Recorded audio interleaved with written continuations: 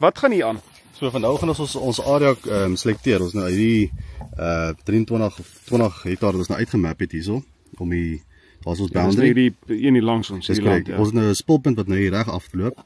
So ons het daai nou uitgemerk sodat ons nou nie na gaan ons die spulpunt skuif. Dan gaan ons hierdie area op die kap. So al wat ons doen is ons select daai. Waar het jy nou geklik daarso? Daarso was 'n van camp spite. O, okay. En dan start ons operation. Daar's ons flight path. Ons gaan al deur die operations. Hier het ons hier is alles wat jy kan stel. Ja, dis nou jou liter per hektaar, dis nou klaar gestel het as en die mikron gaan ons so stel na 230 toe. Sy 230 en teen 50 liter per 25 liter per hektaar.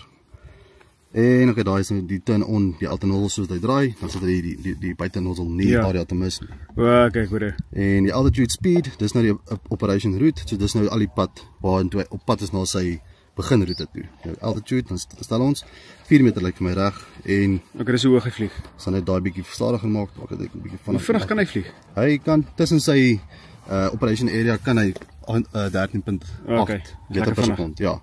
Maar vir vandag gaan ons maar net omlaat. Net rustig. Ja. En ja, jy kan hier nou jou grade stel. Soos dit hy nou kyk, ons sê daar is 100. Sien daar skien nou stel. Ja, okay. En as hy so fliek en neem ek aan hy aanvaar hom dan. Ja, dan stel hy al jou flight path daar so maklik. En jou route spacing, ons gaan daar so.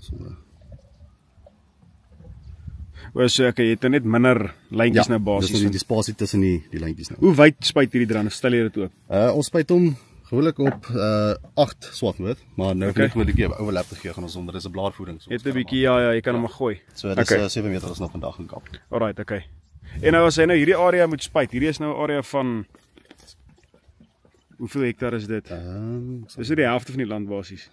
Dit is dis die helfte van die land. Dis nou 16 hektaar. Hoe lank sal hy omvat om te spuit? 16 hektaar is minder as 'n uur, so 45. Ja. So weet hoe lank in die son te staan. Nee, gelukkig. Okay, ek sê vir jou dankie man.